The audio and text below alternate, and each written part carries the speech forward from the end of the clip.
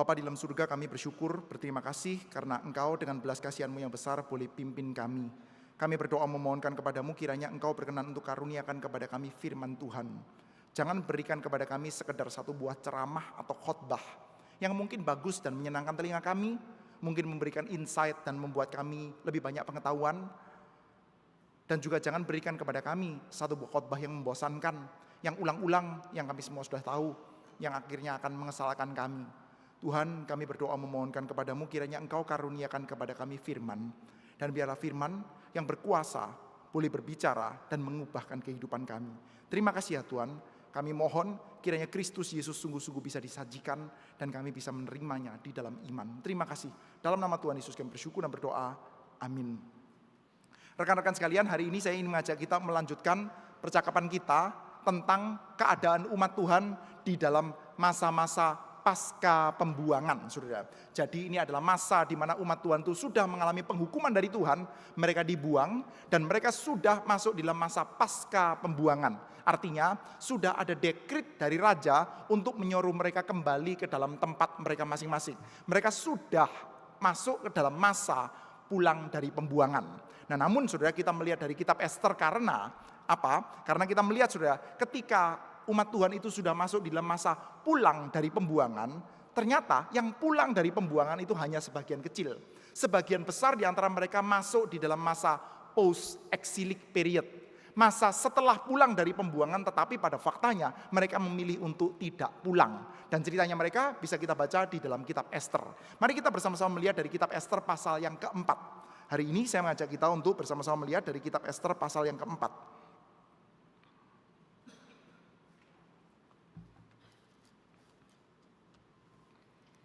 Kita akan membaca ayat 1 sampai dengan ayat 17 secara bergantian, saudara ya. Saya akan membacakan ayat yang pertama, saudara membacakan ayat yang kedua, demikian seterusnya sampai dengan ayat yang ke-17.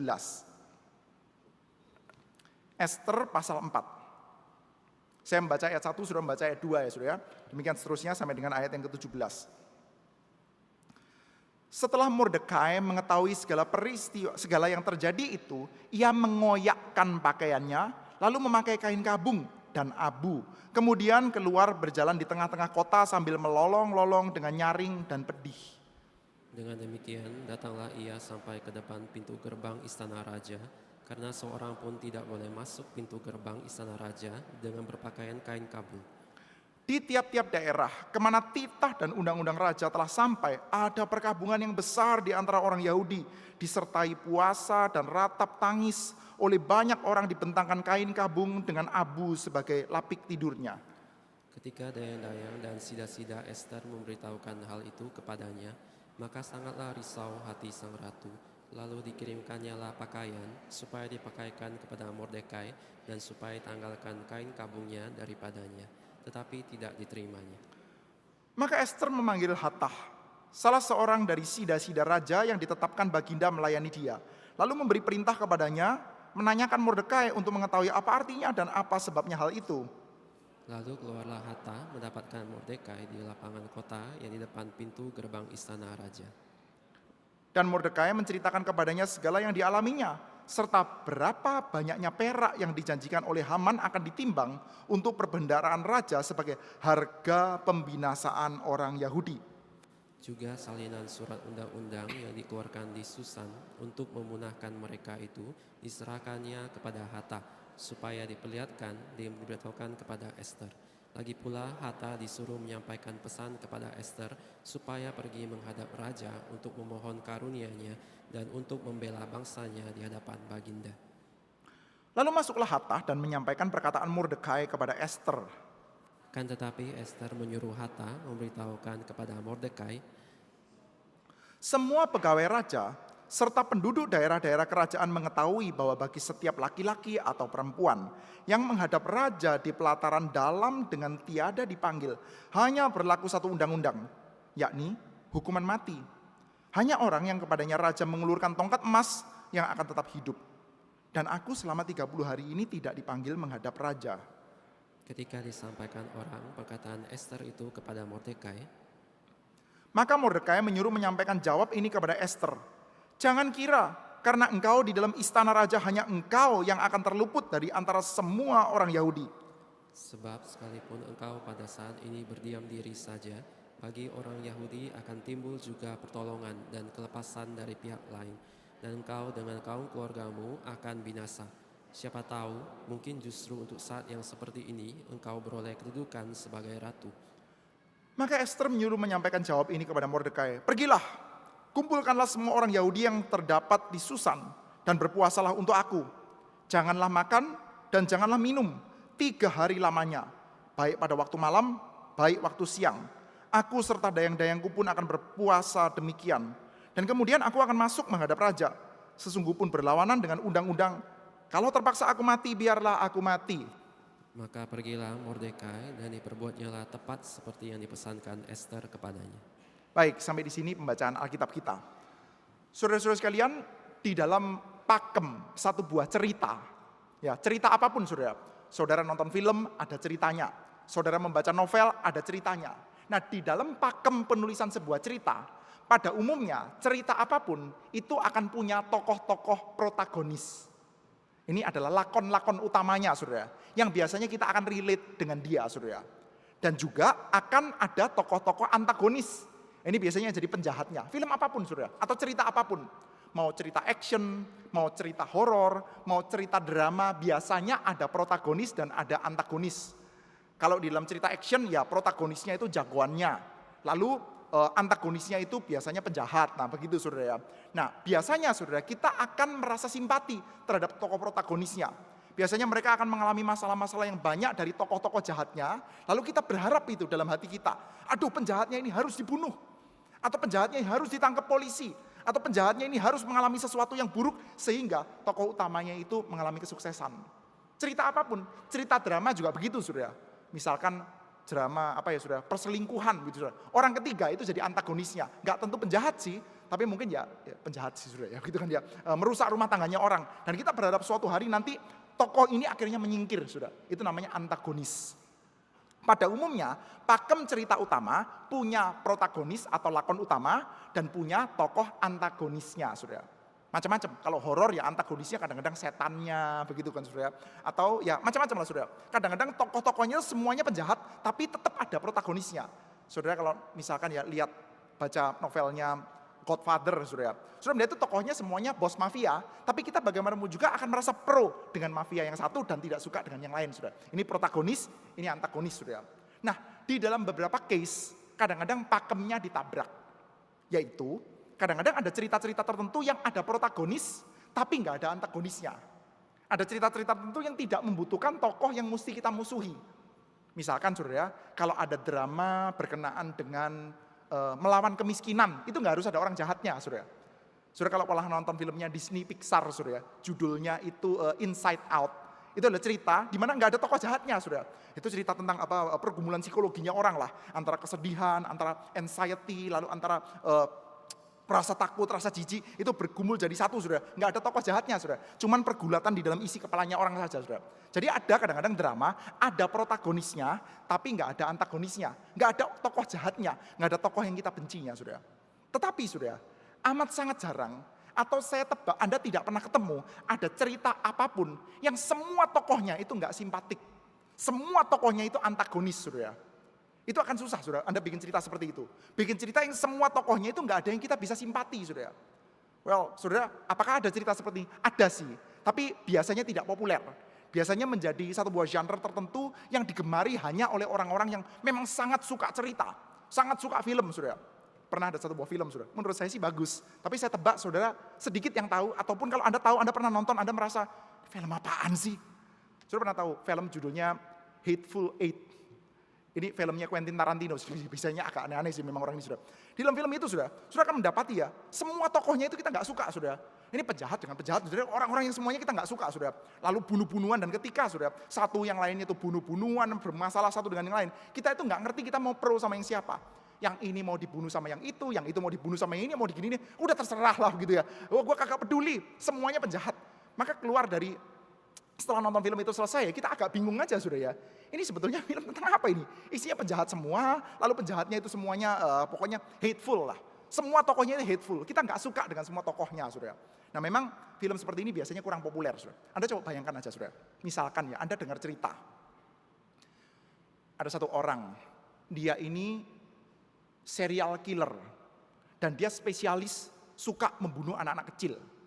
Ada 50 orang anak kecil pernah dibunuh sama dia. Di sisi yang lain Anda mendengarkan cerita, ada orang yang predator, suka memperkosa anak-anak. Dan setelah itu anak yang diperkosa itu dibunuh, lalu keluarganya dibunuh juga. Lalu di sisi yang lain ada penipu, yang menipu di mana-mana sampai akhirnya kehidupan banyak keluarga hancur karena kena penipuan, lalu banyak orang bunuh diri karena penipuan itu. Lalu 3 orang itu masuk ke dalam penjara. Semuanya disatukan dalam satu sel. Lalu mereka berkelahi. Yang satu lebih kuat dari yang lain, yang satu dipukulin berdarah-darah. Anda kalau nonton itu kira-kira gimana sudah? Ya terserah lah gitu ya. Udah pukul-pukulan ya terserah. Jambak-jambaan mau hancur-hancuran terserah. Enggak peduli. Semuanya penjahat, semuanya saya enggak suka. Udah hancur-hancuran aja. Terserah saudara. Saudara, kalau ya kita itu membaca secara hati-hati ya kitab Ester. Sebetulnya kita akan mendapatkan kesan agak seperti itu saudara. Kitab Ester ini seperti enggak ada protagonisnya saudara. Enggak ada tokoh yang kita bisa simpatik terhadap seluruh tokoh yang disajikan dalam kitab Ester ini saudara. Nah kita biasanya tidak membaca dengan cara seperti itu saudara. Kita kalau orang Kristen ya biasanya diajarkan mesti simpati sama orang Yahudinya, mesti simpati sama Mordekai, mesti simpati sama Ester. Tapi saudara kalau kita membaca secara agak detach ya, coba Anda baca satu kali lagi saudara, dengan pengertian yang agak sedikit lebih lengkap. Anda akan mendapati cerita kitab Ester ini saudara, cerita yang sangat tidak lazim saudara. Tidak ada protagonisnya saudara, nggak ada jagoannya saudara. Coba kita lihat ya, setting ceritanya seperti apa saudara. Pertama, setting ceritanya adalah satu buah kekaisaran Persia yang sangat besar. Wilayah kekuasaannya meliputi 3 benua. Donald Trump tuh ngimpi-ngimpi kalau bisa seperti itu saudara ya. Ini 3 benua saudara. Mulai Asia sampai Afrika, Eropa pun disenggol saudara ya. Ini adalah kekuasaan Raja Ahasiveros. 127 wilayah, 127 provinsi saudara. Mulai daripada India sampai Ethiopia. Kerajaan gede sekali itu settingnya saudara. Lalu kita mulai diperkenalkan dengan tokoh pertama-tama saudara. Rajanya. Raja dari kerajaan Persia yang begitu berkuasa itu saudara. Raja ini saudara, pertama-tama kita mendapatkan cerita saudara. Apa yang dia lakukan? Pesta. Oke, pesta berapa lama? 6 bulan saudara. Sudah bisa simpatik sama raja seperti ini? Susah kan ya saudara? Mau simpatik dengan cara seperti apa sih? Raja dari satu buah kerajaan yang besar harusnya membuat keputusan-keputusan yang mempengaruhi geopolitik secara sangat signifikan. Membuat satu buah perubahan-perubahan yang bagus untuk kedamaian kawasan. Harusnya begitu saudara orang yang berkuasa seperti ini. Ini enggak saudara. Tokoh yang seberkuasa ini melakukan pesta pakai duit negara selama 6 bulan penuh. Ini gila tokoh satu ini saudara. Sudah begitu saudara, kita melihat ya, tokoh yang sangat berkuasa ini saudara, memamerkan segala macam kekayaan dan kekuasaannya. Saya bisa melakukan apapun yang saya mau, 3 benua, siapa yang bisa ngelawan saya saudara. Maka dia menunjukkan kekuasaan yang sangat besar, tapi saudara, kita mendapatkan cerita di mana dia ternyata tidak sanggup untuk manggil istrinya sendiri. Loh ini raja yang berkuasa, mulai dari India sampai Ethiopia saudara, manggil istrinya sendiri nggak bisa.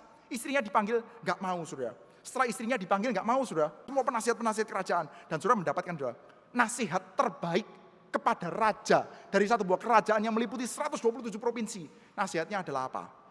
Tuanku, this is a national threat. Ini adalah ancaman nasional nih. Lu istri dipanggil nggak mau, ini kan masalah keluarga saudara ya. Istri dipanggil nggak mau, ini jadi ancaman nasional. Kalau seperti ini diketahui di seluruh kerajaan kita, maka semua istri akan rise up. Mereka akan memicu gerakan feminisme besar. Loh, zamannya Persia sudah. Rupanya dia ini sudah bisa melihat sampai kepada abad 21 sudah. Ini kan kerajaan Persia. Ini bukan demokrat di Amerika loh sudah ya. Tapi sudah takutnya seperti itu sudah. Wah ini kalau sampai diketahui, wah bahaya. Tuanku, kejadian seperti ini adalah aib kerajaan. Ini bahaya. Ini adalah satu buah ancaman keamanan nasional. Oleh karena itu, ini tidak boleh diketahui oleh siapapun. Caranya gimana saudara? Karena dia mengatakan saudara, ini kalau sampai diketahui di mana-mana, maka semua istri nanti tidak hormat sama suami. Oleh karena itu nggak boleh ada yang tahu.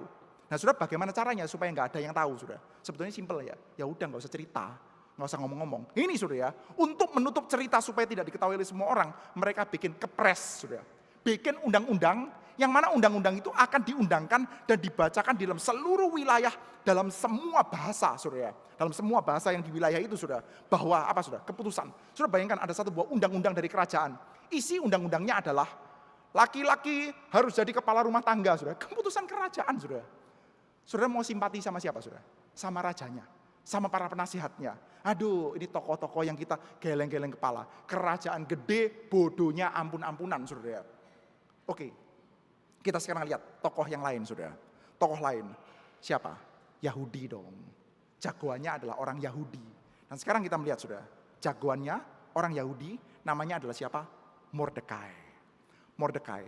Saudara, Mordekai ini jagoan.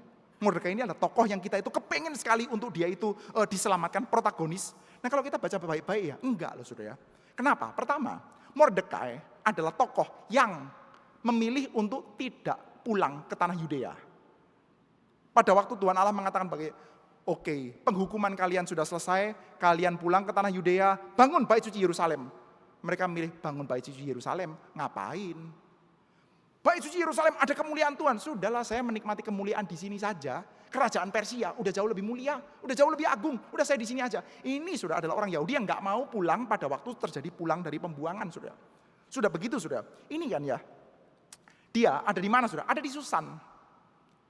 Dia lokasinya ada di Susan, sudah. Sementara, ini pertemuan sebelumnya saya harap ya, saudara boleh coba dengarkan sudah bagian-bagian sebelumnya atau sudah lihat di dalam pasal 3, sudah. Ini kejadiannya terjadi pada tanggal 13 Nisan.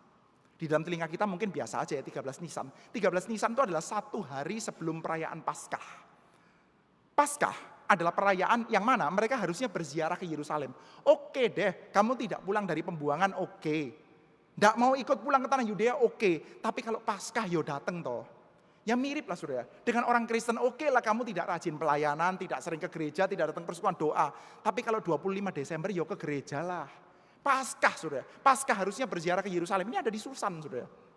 Sudah begitu, saudara. Mordekai nggak cukup sampai di situ, saudara. Mordekai ini, saudara, menasehati Hadasah, seorang Yahudi, untuk cari jabatan. Dan untuk cari jabatan itu, tentu saja kamu harus menyamarkan keyahudianmu. Saudara, mari kita coba pikiran begini. Andai ada orang Batak, merantau. Orang Batak kan banyak rantau, sudah kemana-mana, sudah. Ini ada orang Batak yang rantau ke tanah Jawa, sudah. Di Kediri atau di Solo atau di Surabaya, begitu, sudah. Lalu, sudah, mereka sadar, di dalam misalkan ya di dalam pemerintahan ini ya lebih banyak yang dipilih itu orang-orang Jawa. Maka, sudah, ada orang Batak yang berusaha mati-matian untuk menyembunyikan kebataannya, sudah. Kalau anaknya itu lagi pulang ke rumah gitu ya, lalu panggil bapaknya atau ngomong di antara saudara, Bang, panggilnya jangan Bang ya, panggilnya Mas. Terus-menerus dilatih seperti itu, panggilnya bukan Bang ya, Mas. Terus setelah itu ya, mau kemana kau? Nggak boleh bilang gitu. Bilangnya begini, sampean bade tindak pundi. Kalau bisa logatnya di medok-medokan supaya khas Jawa, sudah. Pertanyaan saya, sudah, Anda orang Batak, mendengarkan cerita seperti ini seneng nggak? Lalu, saudara, nggak cukup sampai di situ, saudara. Dia nanti punya anak, saudara. Anaknya sengaja, saudara. Namanya, marganya dihilangin semua. Anak pertama namanya Joko Sutrisno, misalnya begitu, saudara. Anak kedua Larasati Setiawati, misalkan begitu, saudara. Pokoknya semua marga Boru dan sebagainya itu dihilangin semua, saudara. Supaya apa? Semua kebataannya hilang. Anda, saudara, orang Batak mendengar cerita seperti ini. Gimana? Kagum. Bagus ya. Dia itu bisa mencuri-curi kesempatan di tanah lain. Dia bisa make it, memang bangga kali aku jadi orang Batak, bisa hebat seperti itu. Atau Anda mengutuk orang seperti itu. Anda benci. Kita gak bisa simpati kan dengan orang seperti ini, saudara. Ini Mordekai, saudara. Dia bisikin sama Hadasah. Hadasah, kamu kalau ditanya orang namanya siapa? Esther, bilang ya Esther. Kemungkinan ini ada sedikit diambil dari nama dewa-dewa Persia loh, saudara. Esther, jangan sampai ketahuan kalau kamu Yahudi. Esther tuh menyembunyikan identitas keyahudiannya gara-gara apa, saudara? Gara-gara disuruh sama Mordekai. Jangan sampai terbongkar kalau kamu Yahudi ya. Udah. Lalu, saudara, kita mendapati ya, Mordekai ini, saudara, suatu hari, saudara, ada satu buah catatan di dalam kitab Esther ya. Dia tidak mau tunduk kepada Haman. Wah, Yahudi. Mungkin nggak boleh ya menyembah manusia. Enggak, saudara. Bukan itu, saudara. Kalau kita melihat di dalam kitab suci kita, saudara, orang Yahudi itu boleh tunduk kepada manusia, boleh. Menyembah ya nggak boleh tentu saja, saudara. Tunduk kepada manusia itu biasa, saudara. Saudara, di dalam kitab suci kita, saudara, Yakub itu tunduk kepada Esau. Daud, bahkan saudara, Daud itu, saudara, tunduk sampai mukanya ke tanah di hadapan Raja Saul, saudara. Daud, saudara, a man after God's own heart. Dan itu tidak ditegur di dalam kitab suci kita, saudara. Itu adalah satu buah tindakan yang proper, saudara, tepat. Menunjukkan kalau saya itu subjek. Saul itu raja, sudah. Jadi tunduk di hadapan manusia itu tidak dilarang di dalam Yudaisme. Tapi Mordekai, kenapa nggak mau tunduk di hadapan Haman? Karena apa? Pride.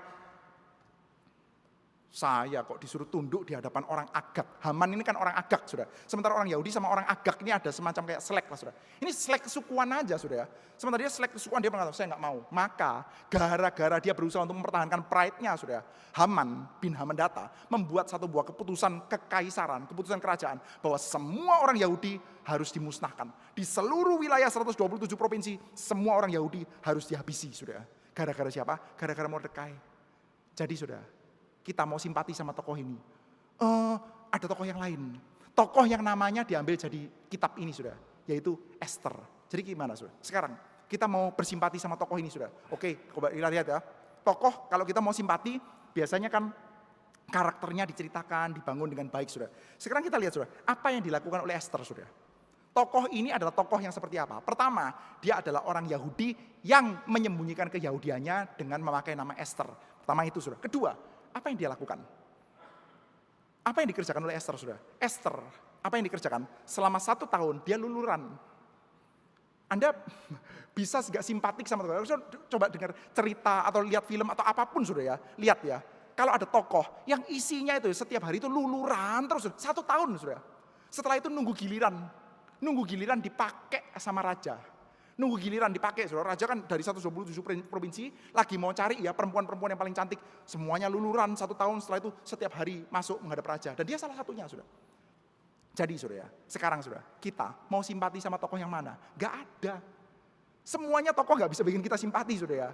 Mordekai ya enggak, Ester ya enggak, Haman apalagi, Ahasiweros juga enggak, Saudara. Jadi kita mendapati ini semua adalah satu tokoh yang kalau Saudara, kita baca saja, orang Yahudi secara detach ya, baca, dia akan lihat, ya udah terserah lah, mati-mati aja. Ini ada terjadi masalah, ya udah terjadi masalah aja. Saudara, by the way, kitab Ester adalah kitab yang penerimaannya di dalam kanon Kristen itu pernah mengalami struggle. Maksudnya gini, Alkitab kita itu sekarang kalau Saudara tanya sama saya ini, kita semua di antara kita kalau tanya, hey, Alkitabnya orang Kristen itu ada berapa kitab? 66 kitab. 39 PL, 27 PB, kita semua tahu itu, Saudara ya. Tetapi, Saudara, itu ada prosesnya. Dan di dalam prosesnya, Saudara, kitab Ester, kitab Rut itu pernah mengalami masalah, Saudara. Kidung Agung gitu pernah dipertanyakan. Ini cocok enggak sih masuk kanon? Termasuk kitab Ester. Kitab Ester ini cocok enggak sih sebetulnya masuk kanon? Karena apa? Enggak ada tokoh yang kita simpati. Nama Tuhan pun kagak ada, enggak pernah disebut. Jadi buat apa ini kitab yang so sekuler? Dan nggak ada nama Tuhannya, nggak ada tokoh Tuhannya, kitabnya sepenuhnya sekuler, dalam tanda kutip ya, sudah begitu nggak ada tokoh yang kita bisa simpati. Ngapain ada di dalam Alkitab kita, Saudara? Kita nggak bisa simpati, Saudara. Sudah begitu ya. Di antara tokoh-tokoh yang kita tidak bisa simpati ini, Saudara, sekarang mereka mengalami masalah. Masalah yang dibuat-buat sendiri, gara-gara dia nggak mau tunduk, sekarang dibikinlah satu buah keputusan, bahwa semua orang Yahudi harus dimusnahkan di dalam 1 hari. 11 bulan lagi, 11 bulan dari keputusan yang dibikin itu, maka orang-orang Yahudi akan dimusnahkan, Saudara. Dalam keadaan seperti itu, Saudara, kira-kira pengharapan ada di mana, Saudara? Nggak usah tanya pengharapan ada di mana, kagak ada yang peduli. Biarin aja mati, Saudara. Tapi tokoh-tokohnya tentu saja ya mereka peduli dengan hidupnya masing-masing, Saudara. Maka kita mendapati cerita tentang Mordekai. Mordekai takut kan, nanti 11 bulan lagi saya dihukum mati nih. Maka dia pakai kain kabung. Meratap, Saudara. Pakai kain kabung. Koyakkan pakaian, itu adalah cara yang khas orang Yahudi, Saudara. Koyakkan pakaian, lalu pakai kain kabung. Setelah itu kenakan abu di kepala, lalu melolong-lolong, nangis-nangis, Saudara. Sampai di pintu gerbang istana, Saudara. Lalu, Saudara, secara sangat komikal ya, kitab Ester ini ya, menunjukkan, Saudara. Setelah dia melihat ya, ada Mordekai melolong-lolong, dia dengar kabar ya, di sida-sida kasih kabar. Hei, Mordekai, nangis-nangis, pakai kain kabung. Apa yang dilakukan Ester? Coba ya, saya coba bacakan ya, ini sedikit ya, Saudara. Ester pasal 4, coba lihat ya. Ayat 9. Lalu masuklah Hatah dan menyampaikan perkataan Mordekai kepada Ester. Bukan ini, Saudara. Ayat 4. Ketika dayang-dayang dan sida-sida Ester memberitahukan hal itu kepadanya, maka sangatlah risau hati sang ratu. Lalu dikirimkannyalah pakaian supaya dipakaikan kepada Mordekai dan supaya ditanggalkan kain kabungnya daripadanya, tetapi tidak diterimanya. Saudara, ini kan komikal banget ya, Saudara. Ini sedang terjadi satu buah bencana besar sekali. Ada keputusan. Keputusannya adalah dalam waktu 11 bulan ke depan, semua orang Yahudi akan mengalami genosida dalam waktu 11 bulan ke depan. Ya. Jadi tanggalnya sudah di-set, sudah ada undi, sudah ada tanggal yang dibikin 11 bulan ke depan, semua orang Yahudi dari 127 provinsi semuanya akan digenosida. Melalui rakyat akan ada satu buah gerakan massa untuk menghabisi semua orang Yahudi dalam waktu 11 bulan. Maka Mordekai menangis, melolong-lolong, waduh celakalah kita, menangis di pintu gerbang, saudara. Dan ketika Esther tahu, saudara, yang dilakukan oleh Esther adalah kasih baju. Saudara, mungkin saudara belum bisa menangkap esensinya. Coba ya saudara, bayangkan, suatu hari Anda pergi ke rumah duka. Anda tahu saudara, ada seorang ibu-ibu yang sedang nangis di sana karena anaknya meninggal. Bayangkan ya, ada ibu-ibu yang anaknya meninggal, saudara, kecelakaan atau gimana, usia 4 tahun atau 5 tahun, lagi lucu-lucunya. Lalu main sepeda ketabrak truk, meninggal, saudara. Wah, ibu itu sedih, sudah stres-stres, mukanya sembab, matanya kering, saudara, karena terlalu banyak menangis, mukanya sudah begini. Dan kalau di rumah duka kan biasanya pakai baju putih, kalau orang Tionghoa kan pakai baju putih-putih, pakai baju yang kainnya kasar-kasar itu, sudah. Lalu dia sedih, semi depresi, terus sudah kayak nggak bisa nangis lagi, matanya merah tapi kering,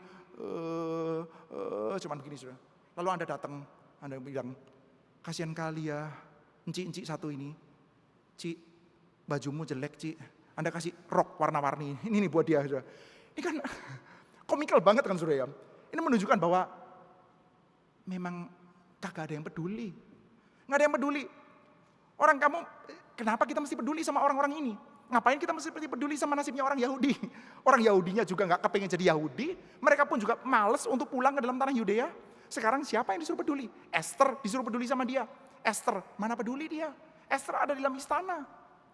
Orang di dalam istana mau disuruh aware sama pergumulannya orang-orang di luar. Ya susah lah, saudara ya. Apalagi saudara, di dalam istana itu juga bukan berarti nggak ada pergumulan loh, saudara. Saudara, Esther memang kelihatannya hidupnya enak. Di dalam istana, di Menara Gading. Ya enggak juga sih. Karena apa, saudara? Memang hidupnya sih kelihatan enak. Setiap hari luluran aja gitu. Kelihatannya enak. Iya. Mungkin saudara, Anda yang kepengen sekali luluran karena harganya mahal, terus Anda jadi jarang, mungkin lihat itu kelihatannya enak, tapi nggak enak loh, saudara ya. Anda bayangkan Anda di dalam istana, setiap hari luluran, lalu gosok-gosok kuku, benerin rambut, dengan pengharapan suatu hari nanti dipakai sama raja. Nunggu, ini sudah 1 bulan penuh, ini raja nggak pernah manggil. Aduh, saudara bayangkan ya, orang ini ya setiap hari itu punya pokok doa, agamanya tetap agama Yahudi, saudara, berdoa tiap hari ya, Esther ya. Pagi-pagi bangun, harus jaga badan supaya bagus, cepat mandi susu dulu. Setelah itu mandi kembang, setelah itu luluran, setelah itu gosok-gosok kuku, setelah itu pergi berdoa. Dan di dalam doanya adalah, oh ya Tuhan semesta alam, pencipta langit dan bumi, tolonglah hilangkan sedikit kerutan di sini. Tolonglah kurangin sedikit kantong mata. Dan tolonglah Tuhan gerakkanlah hati raja, supaya hari ini saya dipanggil. Saya sudah lama gak ditidurin. Itu doanya setiap hari, saudara. Orang seperti ini disuruh mikirin orang Yahudi yang mau dibantai, saudara. Ya susah lah, saudara ya. Tapi terus gimana? Anda mau simpati sama Esthernya, simpati sama orang Yahudinya, atau simpati sama siapa, saudara? Nggak ada yang kita bisa simpati, saudara, dalam tokoh seperti ini, saudara. Dan Mordekai, saudara, dalam keadaan seperti ini, saudara, mestinya berharap kepada siapa? Berharap kepada Tuhan dong. Waktunya. Nah ini, saudara ya, cukup banyak orang Kristen, cukup banyak penafsir yang di dalam masa tertentu, saudara, menganggap ucapan ini sebagai satu buah ucapan di mana kepercayaan kepada Tuhan mulai muncul. Saya bacakan, saudara ya, di dalam ayat yang ini, saudara, ayat yang ke-14. Sebab sekalipun engkau saat ini berdiam diri saja, bagi orang Yahudi akan timbul juga pertolongan dan kelepasan dari pihak lain. Dan engkau dan kaum keluargamu akan binasa. Mordekai titip pesan sama Esther. Esther, you setiap hari pikirannya cuman gosok-gosok kuku, lalu pijit kaki, lalu setelah itu mandi susu. Terus pikiranmu itu. Yang ada di pikiranmu cuman kapan saya bisa dipakai sama raja. Ketahuilah, kita sekarang orang Yahudi ada dalam masa yang begitu sulit. Kalau kamu tidak mau bertindak, pertolongan akan datang dari pihak lain. Ini pertolongan dari siapa, saudara? Dari Tuhan dong. Biasanya ditafsirkan seperti itu, saudara. Tetapi, saudara ya, para penafsir yang lebih modern ya, para penafsir yang lebih recent, saudara ya, itu sudah mulai menganggap bahwa kayaknya Mordekai ini tidak lagi berharap sama Tuhan loh, saudara. Saudara, saya baca dari ucapan satu orang komentator, saudara, namanya Frederick Bush. Dia mengatakan, kemungkinan besar Mordekai ini tidak lagi berharap sama Tuhan. Taunya dari mana, saudara? Karena beberapa hal. Yang pertama, kok bisa Tiba-tiba saja Mordekai tiba-tiba berharap sama Tuhan, kok bisa? Dari mana itu? Orang dia itu sudah males, Paskah saja lupa, sudah nggak berziarah sudah. Well, ini 13 Nisan, besoknya 14 Nisan kan nggak bisa ya. Ambil tiket pesawat paling pagi, berangkat kan nggak ada kan sudah ya. Nggak bisa, perjalanan itu berhari-hari sudah ya. Jadi nggak bisa sudah. Ini orang yang memang tidak ingat sama Tuhan sudah. Tapi yang kedua, coba Anda perhatikan kata-kata ini ya. Sebab sekalipun engkau pada saat ini berdiam diri saja, bagi orang Yahudi akan timbul juga pertolongan dan kelepasan dari pihak lain. Tapi lanjutannya, dan engkau dan kaum keluargamu akan binasa. Loh, kalau pertolongan dari Tuhan, kenapa Esternya jadi binasa? Kalau betul-betul pertolongan, Mordekai itu mengharapkan pertolongan dari Tuhan, dia akan mengatakan seperti ini, Ester, kalau kamu tidak mau bertindak, pertolongan akan datang dari pihak lain. Kita akan selamat juga anyway, with or without you. Harusnya ngomongnya seperti itu. Tapi ini enggak kan ya, dia ngomongnya seperti ini, pertolongan akan datang dari pihak lain, dan kamu akan binasa dan kaum keluargamu. By the way, sudah, kaum keluarganya Ester itu siapa? Enggak ada. Ester ini enggak punya kaum keluarga. Sekarang kaum keluarganya Ester ya cuma Mordekai. Ini kan jadi aneh ya, secara logika jadi aneh. Mordekai seperti kayak mengatakan seperti ini ya, kalau betul dia berharap pada Tuhan ya, Tuhan akan memberikan pertolongan dengan atau tanpa engkau. Tapi kalau Tuhan memberikan pertolongan, kamu akan mati dan saya ikut mati juga. Loh kan aneh sudah. Maka sudah, saya cenderung setuju dengan apa yang dikatakan sama Friedrich Busch ya. Sudah, di dalam susunan kalimat bahasa Ibrani sudah ya, kadang-kadang kita itu harus memberikan satu buah keputusan penafsiran saja. Ketika menerjemahkan itu kan perlu untuk memberikan keputusan penafsiran sudah, karena nggak ada tanda bacanya sudah. Nah, saya sendiri sudah cenderung untuk setuju bahwa semestinya ayat yang ke-14 ini dibacakan seperti ini. Ayat 13 dan 14 saya bacakan ya. Jangan kira karena engkau di dalam istana saja, hanya engkau yang akan terluput dari antara semua orang Yahudi. Jika engkau pada saat ini berdiam diri saja, bagi orang Yahudi, akankah timbul pertolongan kelepasan dari pihak lain? Engkau dan kaum keluargamu akan binasa. Jadi Mordekai ini lagi mengatakan kepada Ester, Ester, kalau lu nggak bertindak sekarang, mati semua kita. Memangnya ada pertolongan dari pihak lain? Ini kata sekalipunnya itu nggak ada sebetulnya sudah, di dalam LAI ditambahin sudah ya. Kata-katanya lebih kepada, jika engkau tidak bergerak sekarang, jika engkau tidak bekerja sekarang, memangnya ada pertolongan dari pihak lain? Nggak ada. Tapi kan ada masalah ya, Ester ini, dia tidak bisa loh menghadap kepada raja, tidak bisa menghadap kepada kaisar. Karena orang-orang Persia itu punya undang-undang. Undang-undangnya adalah, raja itu panggil orang. Bukan orang menghadap kepada raja. Enggak ada orang menghadap kepada raja. Orang menghadap kepada raja dihukum mati sudah. Enggak ada orang tiba-tiba datang kepada raja, itu dihukum mati. Enggak boleh. Itu untuk urusan national security-nya pada waktu itu loh sudah. Pokoknya orang kalau menghadap raja tanpa dipanggil dia dihukum mati. Kecuali raja kasih tongkat emas. Raja kasih tongkat emas itu kepada orang yang dia berkenan. Tapi sudah, kalau orang dia berkenan harusnya dipanggil-panggil dong. Tapi masalahnya Ester ini sudah 30 hari. Nggak pernah dipanggil. Jadi sudah, kemungkinan besar Ester ini akan mati. Tetapi sudah ya, Mordekai mengatakan seperti ini. Lah tapi kalau kamu nggak maju, nggak ngomong sama raja, lu bakal mati juga. 11 bulan lagi orang Yahudi semuanya kan dibunuh. Lalu lu kan Yahudi juga. Ya oke lah kamu menyembunyikan identitasmu sedikit-sedikit. Tapi kalau ketahuan kamu langsung mati juga. Jadi Ester, Hadasah, dengar ya, dengar. Kamu diem doang, lu mati, kita semua mati. Kamu maju, kemungkinan besar mati, udah 30 hari gak dipanggil, kemungkinan besar kamu mati, tapi ya ada sedikit saja kemungkinan untuk kamu hidup. Jadi sekarang pengharapan kita orang Yahudi itu satu-satunya ada di dalam tanganmu. Atau mungkin lebih tepatnya di dalam tangan raja, di dalam tangan politik. Berharap sama Tuhan, kagak lah sudah ya, berharap sama Tuhan. Gak ada Tuhannya di sini sudah. Tuhan tuh gak ada di dalam benaknya Mordekai, gak ada di dalam benaknya Ester, gak ada di dalam benaknya siapa-siapa sudah. Gak ada di dalam kitab Ester. Jadi sudah, kita mau simpati sama yang mana? Gak ada juga sudah. Lalu sudah, Ester mengeluarkan kalimat sudah seperti ini. Oke lah, ini tidak ada rotan akar pun jadi ya. Ya udahlah, Ester juga nggak ada pilihan. Dia mau maju, tapi ya gimana? Kalau maju nanti mati loh, dihukum mati loh. Tapi kalau nggak maju, nanti mati juga. Ya udahlah, orang sama-sama mati, mending maju saja. Paling tidak ada sedikit kemungkinan untuk hidup sudah. Hitung-hitungannya kan begitu sudah. Maka Ester mengatakan seperti ini. Pergilah, kumpulkanlah semua orang Yahudi yang terdapat di Susan dan berpuasalah untuk aku. Jangan makan dan janganlah minum 3 hari lamanya. Baik pada waktu malam, baik waktu siang. Aku serta dayang-dayangku pun akan berpuasa demikian. Dan kemudian aku akan masuk menghadap raja. Sungguh pun berlawanan dengan undang-undang. Kalau terpaksa aku mati, biarlah aku mati. If I perish, I perish. Lebih simpelnya saudara, lebih simpelnya, lebih kasarnya, lebih tepatnya adalah kalau mati, mati dah. Kemungkinan matinya gede ya saudara, jadi ya udahlah kalau gue mati, matilah. Tapi kalian berpuasa lah. Akhirnya sekarang mikir berpuasa.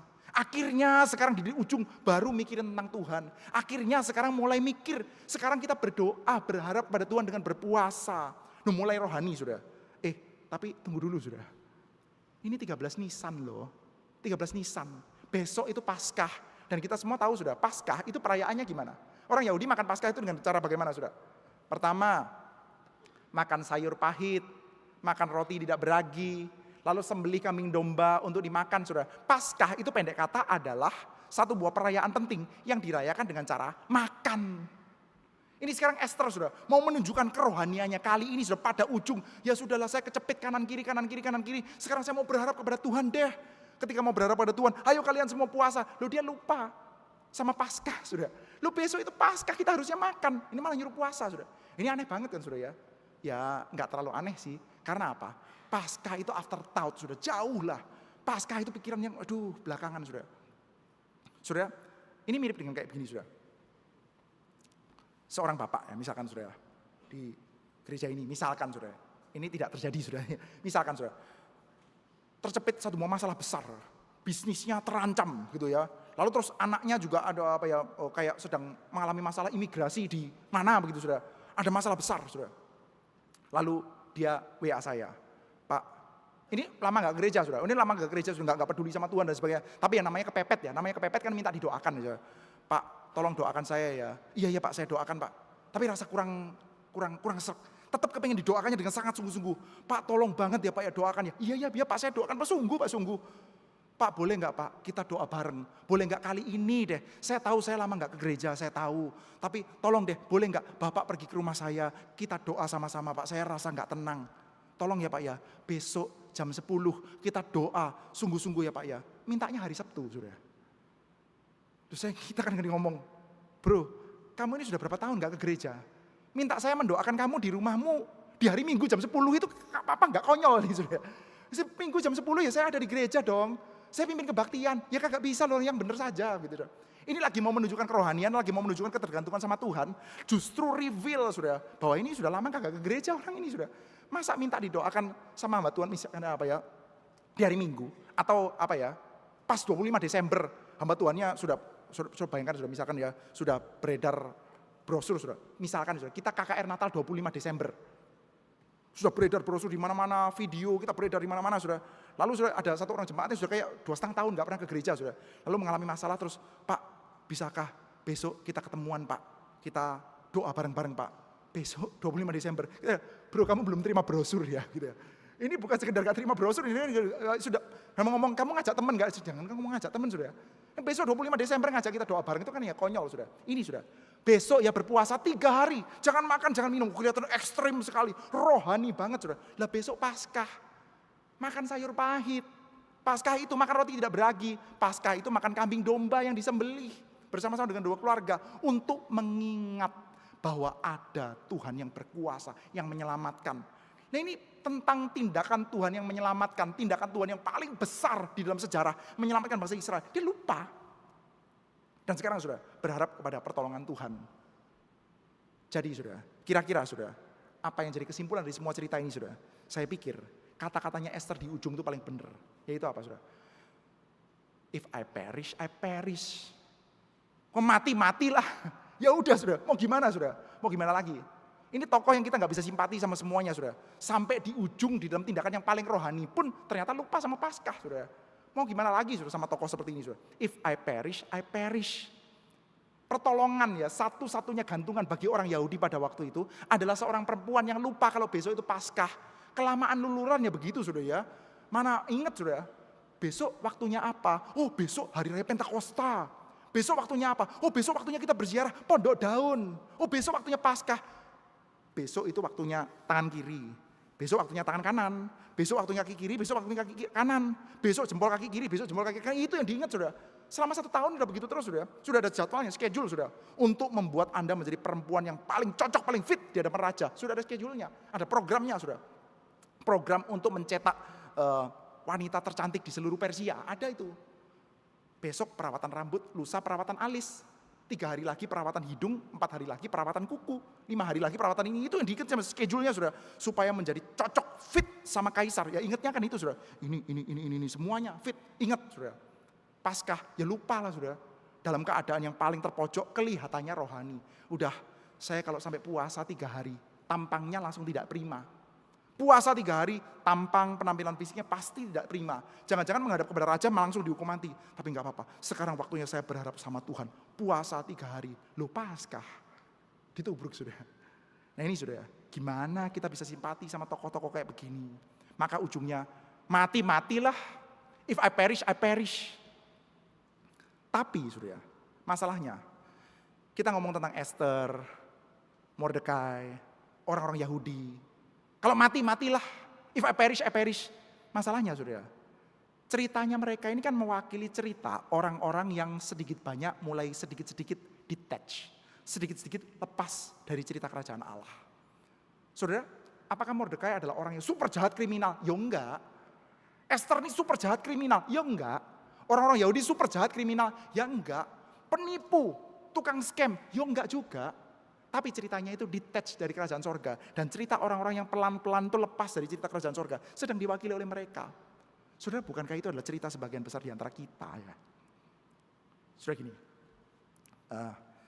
kita ini lagi ibadah ya. Mungkin 360 orang gitu saudara. Mungkin ada sekitar 150 kakak atau 100 kakak, nggak tahu lah saudara. Saudara, menurut Anda ya, dari 100 kakak ini saudara, ada 100 cerita yang berbeda-beda yang Anda nggak tahu. Atau dari 100 kakak ini ceritanya kita sama. Kita semua ini sedang menceritakan satu buah cerita yang sama, cuman variasi sedikit-sedikit. Bukankah saudara dan saya itu ceritanya adalah sama-sama cerita. We are marching to Zion. Cerita kita adalah cerita perjalanan ke Yerusalem. Cerita kita adalah cerita kerajaan sorga. Ceritaan kita, mimpi kita semuanya adalah supaya kerajaan sorga itu makin lama makin dinyatakan dengan terang benderang. Di bumi seperti di sorga itu adalah cerita kita semua. Cuman ada variasinya. Ada yang bekerja sebagai businessman, ada yang bekerja sebagai ini. Itu, tapi sebetulnya cerita kita semua sama. Saudara kalau misalkan sharing ya dengan satu buah keluarga, nggak pernah kaget kita. Nggak pernah kaget. Wih, ternyata keluarganya begini, nggak pernah kaget. Karena 80% cerita keluarganya dia saya tahu.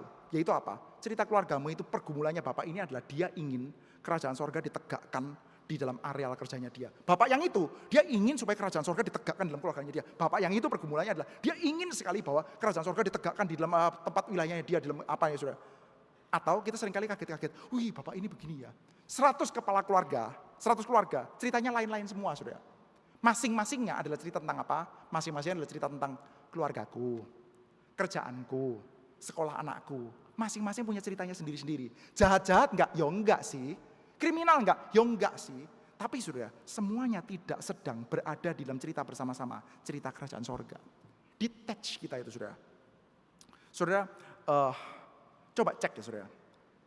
Kalau kita ngomong lah saudara, misalkan ya, ucapan-ucapan seperti ini. Saudara pernah dengar ya?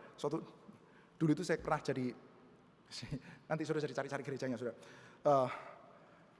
Pernah saudara di dalam satu buah cabang gereja saudara ya. Ada satu orang ngomong sama saya. Iya, anak saya itu, atau suami saya itu ya, kerjaan jadi nggak beres, keluarga jadi nggak beres, ke gereja terus dia. Udahlah jadi pendeta aja. Saudara, saya kan di gereja ya. Saya pendeta tinggal di dalam gereja itu loh saudara. Terus dia ngomong seperti itu ya, ke gereja terus.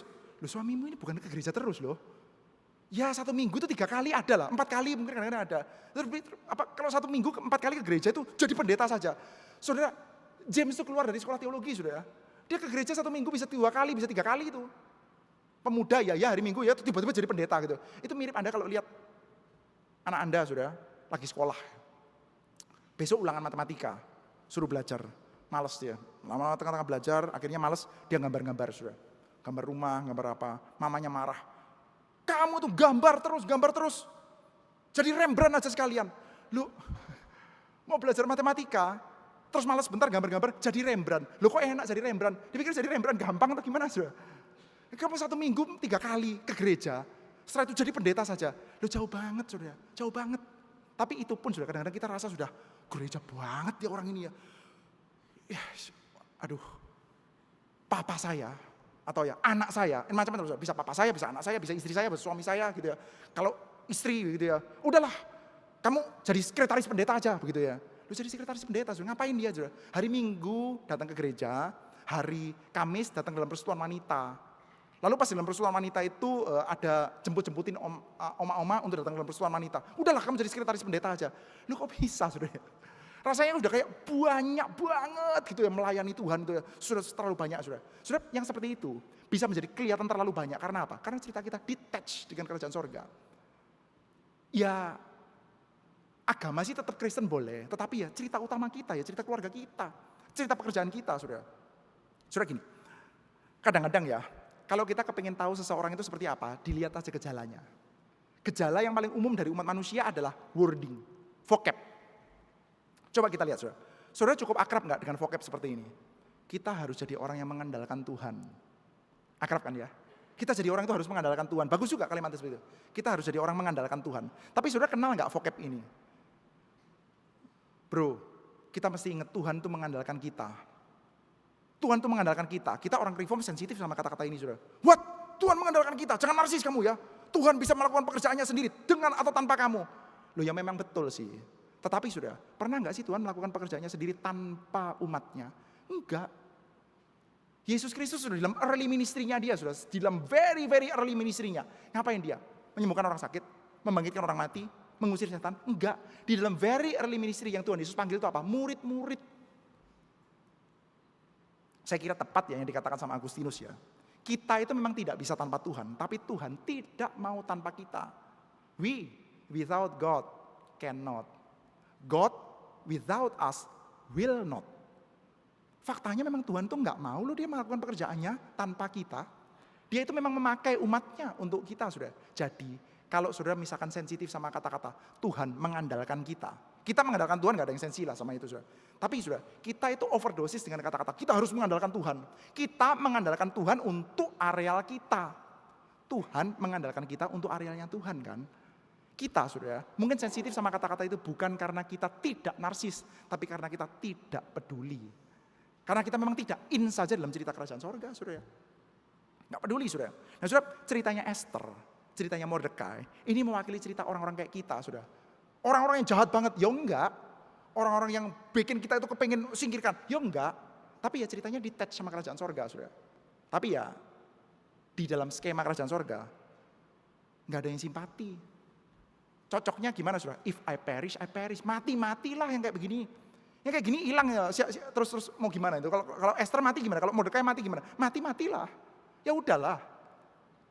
Tapi saudara ya, kita tahu saudara, dalam keadaan seperti ini, kelihatannya cerita ini menyajikan harapan terbaik mereka sekarang adalah Esther. Esther yang bertindak karena terpaksa. Kalau saya nggak bertindak, ntar mati juga kan ya. Setelah ada keputusan orang Yahudi bunuh, saya mati juga. Daripada saya mati, ya udah bertindak dengan terpaksa saja. Masih ada kemungkinan untuk tidak mati kok, meskipun kecil, saudara. Tetapi saudara, deep down, saudara dan saya tahu, saudara. Untuk orang-orang seperti kita ini, saudara, kita itu punya pengantara. Pengantara kita bukan Esther, pengantara kita Yesus. Yesus itu, saudara, bukan dia yang tidak punya pilihan. Dia kalau diam-diam saja di sorga, saudara, mati begitu, saudara. Enggak kan, saudara. Dia diam-diam saja di sorga, baik-baik saja terus, saudara. Terus dia akan baik-baik saja, saudara. Dan kalau dia maju, dia tidak berkata, if I perish, I perish.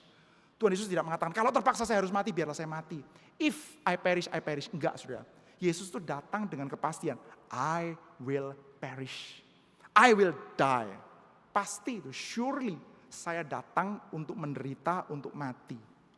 Enggak ada keterpaksaan. Dia kalau stay, diem, baik-baik saja. Tapi dia datang dan dia pasti akan mati, saudara. Dan dia datang dan dia mati, saudara. Itulah cerita yang saudara dan saya miliki, saudara. Kepada orang-orang yang semestinya, saudara, nggak perlu ada yang simpati sama kita, saudara. Tetapi saudara, di tengah-tengah keadaan yang nggak ada simpati seperti kita ini, saudara, kita ya heran ya, Tuhan kok simpati. Itu yang akhirnya dirayakan oleh orang Yahudi dalam perayaan Purim. Kita sih nggak merayakan, saudara. Tetapi saudara, saya berharap ya, kita tetap masih bisa punya perayaan di dalam diri kita meskipun kita tidak merayakan Purim. Kita punya perayaan, yaitu di tengah-tengah keadaan di mana Tuhan itu tidak semestinya simpati. Kita juga tidak semestinya simpati satu dengan yang lain dalam ceritanya kita, saudara. Ada Tuhan yang bersimpati, saudara. Dan simpatinya itu to the max. Simpatinya itu maksimal, saudara. Dia diam-diam saja di sana, baik-baik saja. Tapi dia memilih secara aktif untuk datang dan menderita dan mati supaya kehidupan kita ditebus. Biarlah kita sudah boleh menjadi orang-orang yang bersuka cita dan menyadari bahwa ini adalah jenis atau bentuk kehidupan yang paling layak untuk dihidupi. Kiranya Tuhan menyertai setiap kita. Mari kita bersama doa di hadapan Tuhan. Bapa, kami bersyukur karena Engkau memperkenankan kami untuk kami boleh memiliki kitab suci kami. Kami bersyukur karena kami boleh memiliki cerita-cerita di dalam kitab suci kami. Kami bersyukur di antara tokoh-tokoh antagonis yang tidak perlu untuk mendapatkan simpati, ternyata Engkau memilih untuk bersimpati dengan kami. Engkau memikirkan tentang nasib kami, Engkau memikirkan tentang keadaan kami, dan Engkau memberikan kepada kami jalan penyelamatan. Bahkan ketika kami ini kerap kali melupakan Engkau. Pimpinlah kami Tuhan dalam segala kesederhanaan kami, untuk kami sungguh-sungguh boleh hidup di dalam tangan pemeliharaan Tuhan. Dan buatlah mata kami semakin lama semakin terbuka, bahwa ketika kami didekap di dalam tangan belas kasihan Tuhan, maka itu adalah pilihan yang terbaik. Terima kasih ya Tuhan, dalam nama Tuhan Yesus kami bersyukur dan berdoa. Amin.